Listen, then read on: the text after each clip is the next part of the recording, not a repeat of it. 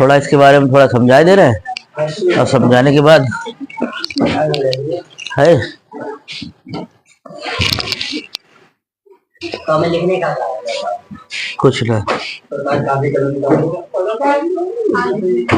लिखने को नहीं कुछ, सिर्फ आज सुनोगे। ठीक है, स्टार्ट कर रहे हैं चैप्टर, है ना। सेकंड पेपर की तैयारी स्टार्ट हो गई, तो उसके अकॉर्डिंग जो है हम इसमें समझा दे रहे हैं क्या क्या चीजें तुमको याद करनी है। ठीक है, मैंने लिखाई जानकारी तो बहुत है, लेकिन इतना सब याद नहीं करना है ना। तैयारी के हिसाब से होती है, बोर्ड परीक्षा के हिसाब से तैयारी हो रही है। ठीक है ना। तो इसमें एक ही चैप्टर का बना के भेजा केवल, दूसरे चैप्टर कहाँ है? जो बोले थे ना, एक दिन में एक चैप्टर करवाओ। ये कोई जरूरी थोड़ी हमारे ऊपर डिपेंड थोड़ी करता है। अब एक चैप्टर में इसमें 3 टॉपिक निकलेंगे या 2, उतना ही काम करोगे।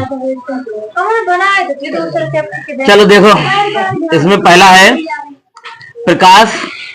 तो प्रकाश सबको मालूम है, प्रकाश एक ऐसी युक्ति है जो हमारी आंखों पर दृश्य संवेदना उत्पन्न करती है, जिसके द्वारा हमें वस्तुएं दिखाई देती है। जैसे अंधेरे कमरे में हम लोग, ठीक है, अंधेरे कमरे में हमको कोई चीज दिखाई नहीं देगी, तो दिखाई नहीं देगी तो इसके लिए क्या जरूरत पड़ेगी? प्रकाश की जरूरत पड़ेगी, है ना। जब प्रकाश पड़ जाएगा तो हमारी आंखों से क्या है, वो प्रकाश लौटेगा, उस वस्तु पर पड़ेगा और उससे वस्तु हमें दिखना स्टार्ट हो जाएगी। ठीक है, ये हो गई प्रकाश। ठीक है, इसके बारे में ज्यादा याद नहीं करना है। 1 नंबर में क्वेश्चन यहां से बनता है, प्रदीप्त वस्तुएं क्या होती हैं? ठीक है ना।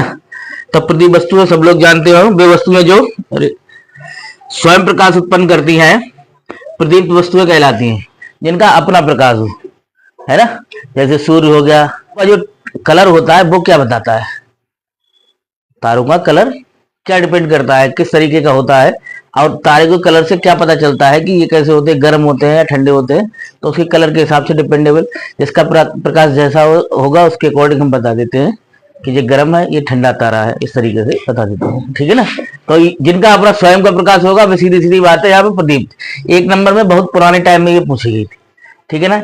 ये चैप्टर ही तुम्हारा पूरा पहला और दूसरा, प्रकाश का परावर्तन और अपवर्तन, दोनों ही हाई स्कूल के चैप्टर हैं, आप लोगों ने पढ़ रखे हैं। समझ में आया नहीं?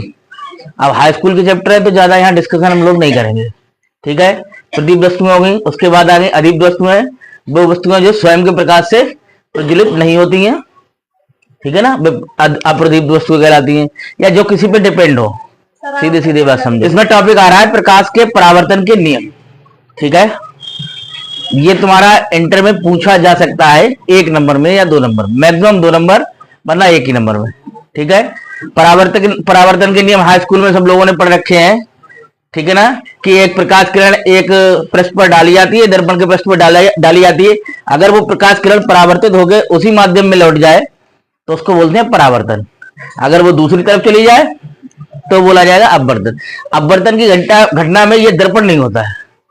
ठीक है ना, ये दर्पण नहीं होता है, यहाँ पे कह सकते हैं लेंस कह सकते हो एक तरीके से, क्योंकि उसमें प्रकाश दूसरी तरफ भी जाना है। लेकिन इसमें परावर्तन की घटना में ये दर्पण की उपस्थिति जरूरी है, क्योंकि जब तक प्रकाश पड़ेगी और उससे परावर्तित नहीं होगी तब तक परावर्तन माना नहीं जाएगा। तो उसके 2 नियम है, हमने लिखा है प्रकाश का किसी चिकने पृष्ठ दर्पण से टकराकर वापस उसी माध्यम में लौटने की क्रिया को कहा है प्रकाश का अपवर्तन कहते हैं। ठीक है, आगे देखो, इसमें दे दिया है क्या क्या दिया है। देखो, एक तो परावर्तक तल हो गया, एक आपतित किरण हो गई AN, एक NC जो है परावर्तित किरण हो गई। N पर एक अविलंब N और N' खींचा, इसके आपतित किरण और अविलंब के बीच में जो कोण बनता है उसको बोलते हैं आपतन कोण। N' तथा परावर्तित किरण के बीच में जो कोण बनता है उसको बोलते हैं परावर्तन कोण R। ठीक है, तो ये सब चीजें हमने देखो यहाँ पे लिखा रखी है इसमें परिभाषा में, इसके बारे में जो लिखाया हुआ है। देखो, किसी परावर्तक तल MM' की ओर आने वाली प्रकाश किरण AN को आपतित किरण कहते हैं। ठीक है, परावर्तक तल से टकरा के बाद में लौटने वाली किरण को परावर्तित किरण कहते हैं। ठीक है, आगे देखो, आपतित किरण परावर्तक तल के जिस बिंदु पर टकराती है उसे आपतन बिंदु कहते हैं। यह भी मैंने अभी समझाया। आपतन बिंदु N से परावर्तक तल पर खींचा गया अविलंब N' अविलंब कहलाता है। आपतित किरण तथा अविलंब के बीच बने कोण को आपतन कोण, और परावर्तित किरण व अविलंब के बीच बने कोण को परावर्तन कोण कहते हैं। ये मैंने अभी तुम्हें बता दिया चित्र में।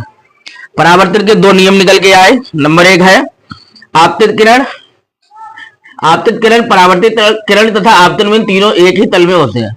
1 नंबर में पूछा जाएगा। 2 नंबर की कंडीशन के हिसाब से यह नहीं है क्वेश्चन, ठीक है ना, दिख ही रहा है। उसके 2 नियम लिखने हैं, इतना लिखना है केवल, ठीक है। तो 1 नंबर में कितना लिखेंगे आप, एक पन्ना थोड़ी लिखेंगे, सब नियम आते हैं इसमें। ज्यादातर नियम ही पूछा जाता है। अगर ज्यादा बड़ा 2 नंबर का क्वेश्चन है तो जहां से मैंने डिटेल अभी दिखाया है चित्र से लेके और यहाँ तक आपको लिखना है, ठीक है। तैयारी को पहले लिखना कितना है ये सबसे बड़ी इंपॉर्टेंट बात है। ऐसे तो फिजिक्स में बहुत चीजें हैं, लेकिन लिखना कितना है, उसने आंसर कितना पूछा है हमको उतना ही देना है। अगर आंसर 1 नंबर में पूछा है तो 2 नियम पर्याप्त। अगर आंसर 2 नंबर पे पूछा है तो उसका डेरिवेशन थोड़ा कर दीजिएगा, जिस तरीके से अभी मैंने बताया उसके बारे में लिख दीजिए कि एक एम डैश क्या है हमारा, एक परावर्तक पृष्ठ हो गया, उस पर एक आपतित किरण डाली और वो परावर्तित हो गई, आपतन कोण कहाँ पे है, आई और आर कहाँ पे है, ये दिखा दो बस, उसके बारे में थोड़ा लिख दो तो क्वेश्चन 2 नंबर में बन गया, ठीक है। आगे बढ़ते हैं। प्रतिबिंब सब लोग जानते ही हैं, जब प्रकाश किरण वस्तु के किसी बिंदु से चलकर परावर्तन या अपवर्तन के पश्चात किसी दूसरे बिंदु पर जाकर मिलती है या दूसरे बिंदु से आती हुई प्रतीत होती है तो क्या कहते हैं उसको, दूसरे बिंदु का पहले बिंदु का, दूसरे बिंदु को पहले बिंदु का प्रतिबिंब कहते हैं। जैसे कोई प्रकाश किरण गई, ठीक है ना, ठीक है, कोई दर्पण है किसी भी तरीके का, उत्तल अवतल, इस तरीके से कोई किरण गई, आपतन तो क्या हुआ, वो अपने ही उसमें माध्यम में लौट आई। कोई वस्तु यहाँ पर थी, हम थोड़ा ऐसे ओरल थोड़ा समझा दे रहे हैं, ज्यादा कुछ नहीं, तो यहाँ पर उसका प्रतिबिंब ऐसे करके हमको मिला, ठीक है, उसी माध्यम में हमें, तो ये इसका प्रतिबिंब ये होगा, सही है। ये तो दर्पण की बात हो गई। इसी तरीके से अगर हम लेंस में हम लोग करते थे तो इस तरीके से करते थे ऐसे करके, तो यहाँ पर जो प्रतिबिंब हमको प्राप्त होता था तो इस वस्तु का ये प्रतिबिंब हुआ करता था। समझ में आया? तो ये चीजें बस थोड़ी देखने लायक है। 1 आध नंबर में पहले परिभाषाएं पूछी गई हैं इसकी, अब नहीं आती है, ठीक है ना। ये हाई स्कूल से रिलेटेड थोड़ा चैप्टर है तो इसलिए ज्यादा व्याख्यान भी नहीं करेंगे, फटाफट खाली समझते चलिए आप लोग, ठीक है।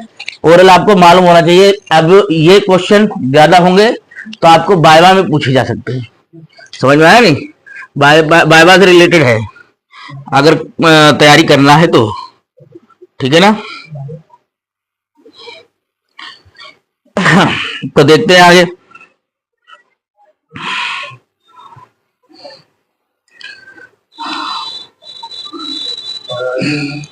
आभासी प्रतिबिंब हो गया। आभासी का मतलब जानते ही हो, जो होए तो लेकिन होए ना, है ना, मतलब समझे ना, जो हम लोगों को सिर्फ महसूस हो कि ऐसी चीज, मरीचिका वगैरह इस तरीके की कभी घटनाएं देखी हूं। मरीचिका में क्या होता है, उन्होंने कहा अरे ये लग रहा था वहां पानी तैरता हुआ चल रहा हो, है ना। ज्यादा जब धूप पड़ती है तब ऐसी कंडीशन होती है, जैसे रेगिस्तान में हो गया या पहाड़ों पे जहाँ बर्फ गिरती है, उस तरीके की मरीचिका देखने को मिलती है। तो उसके अकॉर्डिंग ये रहता है, ठीक है। आगे देखो, दर्पण क्या है। दर्पण किसी चिकने पृष्ठ जैसे कांच की प्लेट पर पारे या चांदी, जो पीछे जो होता है, एक पृष्ठ क्या होता है उसका कलई कर दिया जाता है, रंग कर दिया जाता है पीछे, तो पारे या चांदी की कलई कर दी जाती है। उसके बाद क्या होता है, उस पर रेड ऑक्साइड का पेंट लगा दिया जाता है। पीछे देखा होगा कभी, थोड़ा देखने वाला जो होता है ना, उसको निकाल के देखना, तो उसमें क्या होता है, पीछे से पेंट किया हुआ होता है पारे का और उस तरीके का, तो उसको क्या कहते हैं, उसी को बोल देते हैं दर्पण, ठीक है। हाँ, पेंट कर देने पर उसके दूसरी ओर का तल कैसा हो जाता है, परावर्तक हो जाता है, यही परावर्तक पृष्ठ दर्पण कहलाता है, ठीक है। यह 2 प्रकार के होते हैं। कौन कौन से हो गए, एक समतल दर्पण और दूसरा गोलीय दर्पण, ठीक है। समतल दर्पण जो एक सीधी सीधी प्लेट हो, ठीक है ना। समतल दर्पण मतलब जो कहते हैं बिल्कुल प्लेन हो, जैसे ये पृष्ठ कैसा है, प्लेन है, इसमें पीछे से कलई कर दी जाएगी तो ये बोला जाएगा समतल दर्पण, ठीक है। गोलीय दर्पण कौन सा होगा, जिसमें थोड़ा कर्व हो, एरिया पीछे वाला कर्व हो, इस तरीके से ऐसे करके कर्व बना दिया हो पीछे से, तो वो बोला जाएगा गोलीय दर्पण। अब गोलीय दर्पण उन्होंने कह दिया 2 प्रकार के होते हैं, एक तो अवतल हो गया और हो गया उत्तल। जिस तरीके से लेंस तुम लोग 2 तरीके के पढ़ते हो, उत्तल लेंस, अवतल लेंस। अब उसमें प्रकार तो कई तरीके से बन जाते हैं, ठीक है ना। तो देखो क्या है गोलीय दर्पण, यदि किसी कांच के खोखले गोले के एक हिस्से को काटकर उसके एक ओर के पृष्ठ पर पालिश कर देते हैं, ठीक है। पॉलिश को ही बोलते हैं। हाँ, कलई पालिश को ही बोलते हैं, ठीक है। इससे उसका एक परावर्तक तल बन जाता है, बन जाए तब जो दर्पण बोला जाएगा वो क्या बोला जाएगा, गोलीय दर्पण है। इंपॉर्टेंट ज्यादा नहीं है, जानकारी होनी चाहिए, प्रैक्टिकल तुम्हारे में है, इसलिए परिभाषाएं याद करना जरूरी है। हाई स्कूल से रिलेटेड है, ज्यादा व्याख्यान होना नहीं है, ठीक है, इसलिए मैं तेजी से चल रहा हूं, ठीक है। अवतल दर्पण हो गया, ठीक है, चित्र समझ ही गए होंगे। एक क्या हुआ, हम लोगों ने कर्व सरफेस दिखा दिया और उसके बाहर वाले पर क्या कर दी, कलाई कर दी, तो ये कौन सा हो गया, अवतल हो गया, ठीक है। इसी तरीके से उत्तल देखो किस तरीके का होता है। बे गोलीय दर्पण जिनके दबे हुए तल पर पॉलिश होती है, देखो ये दबा हुआ तल है अंदर वाला, उस पर कर दी कि हमने पॉलिश, ये साइडेड दिखाया हुआ है, तो उभरा हुआ तल परावर्तक पृष्ठ की तरह कार्य करता है, उत्तल दर्पण कहलाता है, ठीक है।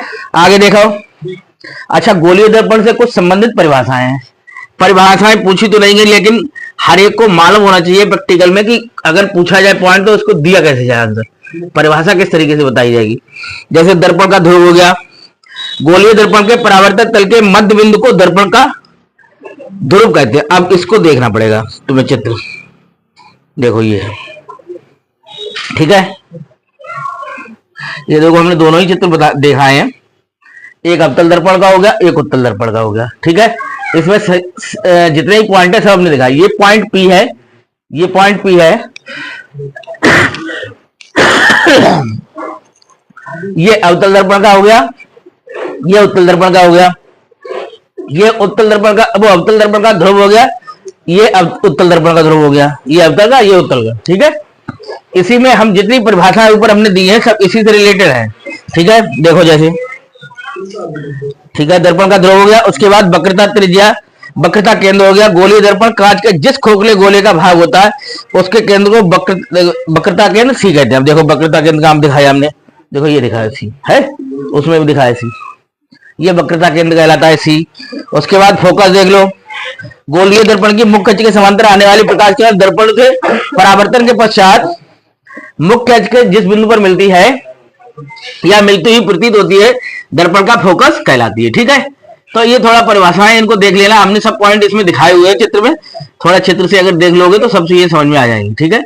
पॉलिश का इसका ध्यान रखना है, अवतल में क्या करना है, जो उभरा हुआ पृष्ठ है उसके इस वाले तल पर, ठीक है, और इसमें दबे हुए तल पर, ये बस ध्यान रखना है। उत्तल और अवतल में ये मेन डिफरेंस है, पूछ सकते हैं सब लोगों वाइवा में ये चीज के दर्पण में क्या अंतर है, ठीक है ना, लेंस में क्या होता है, उत्तल दर्पण कैसे पता करोगे, अवतल दर्पण कैसे पता करोगे, तो इस चीज का थोड़ा अपना देख लेना, ठीक है।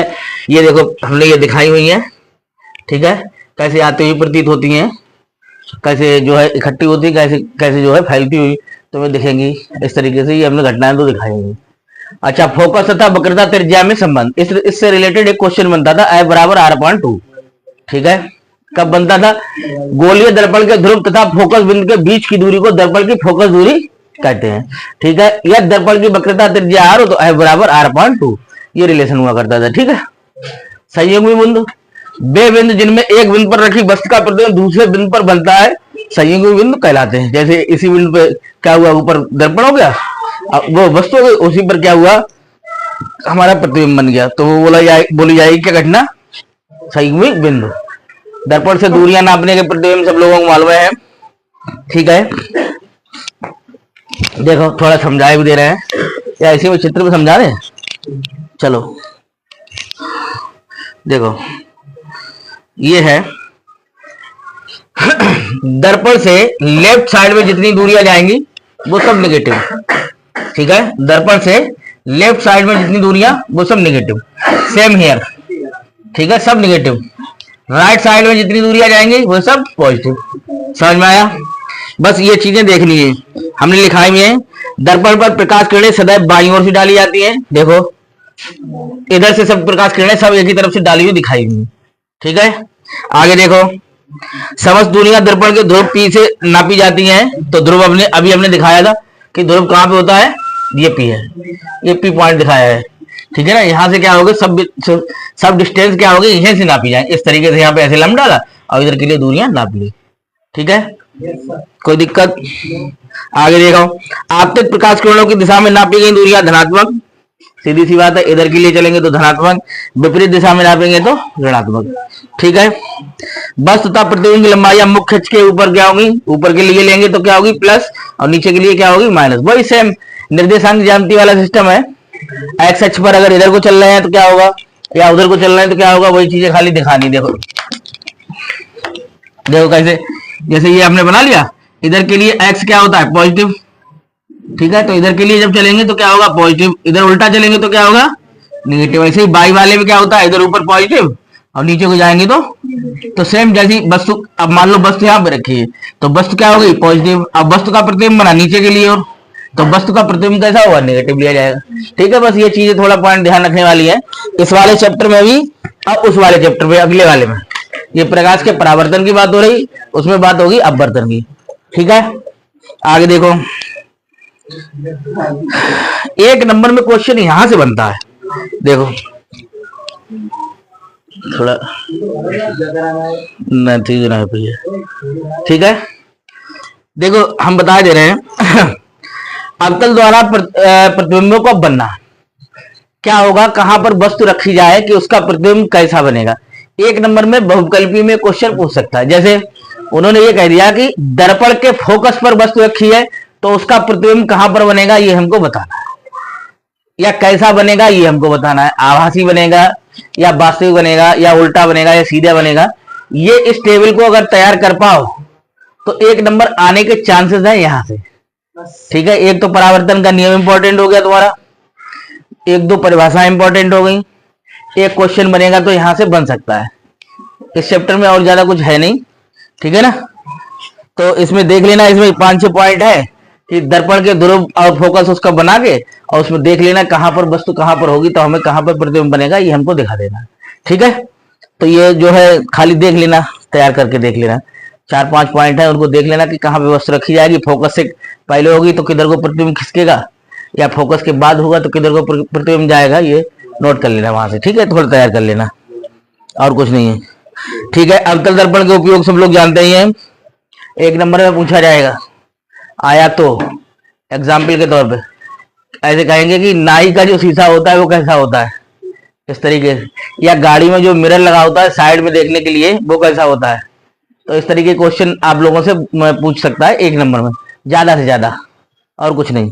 ठीक है, तो इसके अवतल दर्पण के उपयोग वगैरह कोई ज्यादा पूछते नहीं है। अच्छा देखो, ये हमने शायद एक टॉपिक कराया था, अवतल दर्पण की फोकस दूरी निकालने के लिए सूत्र, निकमल हमने कराया था।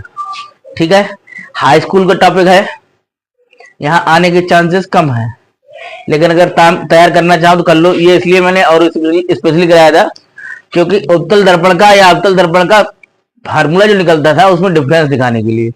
उसमें लेंस का निकलेगा तब क्या होगा, और इसमें दर्पण में निकलेगा तो क्या होगा। तो यहाँ पे निकलता है 1/a बराबर 1/b प्लस 1/u, और जब लेंस की बात करते हैं तो 1/b माइनस 1/u। तो ये मेन डिफरेंस कराने के लिए हमने इसको कराया था।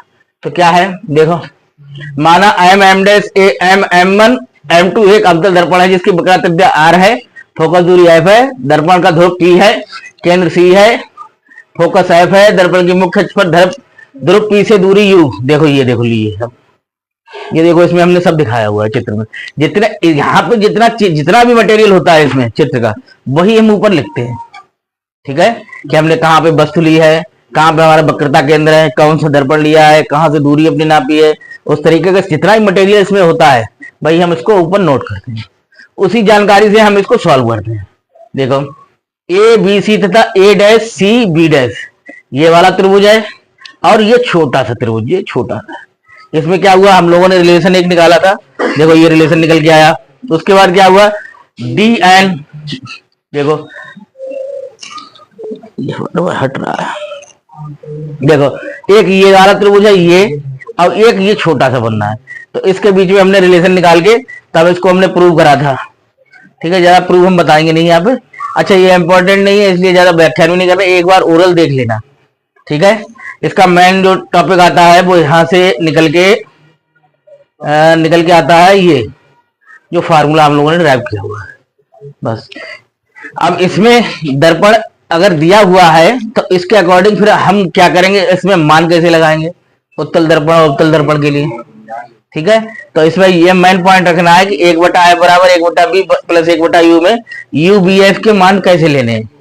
ठीक है, उसके लिए मैंने एक टेबल छोटी सी शायद बनवाई थी, तुम लोगों ने पता नहीं नोट करी है नहीं करी है, शायद नहीं करी है। एक हमने छोटी सी टेबल बनवाई थी तुम्हारे लिए UBF की, ऐसे करके, ठीक है। UVF उत्तल के लिए और अवतल के लिए, ठीक है ना। तो उत्तल में U नेगेटिव, V पॉजिटिव, तीनों नेगेटिव। तो उसके भी ध्यान रखना, उसी के अकॉर्डिंग इसमें वैल्यू रखी जाती है। अब वैल्यू रख के इसको सॉल्व की जाती है, ठीक है ना। तो वो देख लेना। और इससे कुछ ऐसा टॉपिक है नहीं, बताओ कुछ अगर डाउट हो तो कुछ उसमें डिस्कशन किया जाए किसी टॉपिक को लेके। नहीं बताओ, इसका डेरिवेशन अगर चाहो तो करा सकता हूँ मैं, ऐसी ओरल मैं थोड़ा समझा दूं। देखो थोड़ा इसको समझा ले रहा हूँ।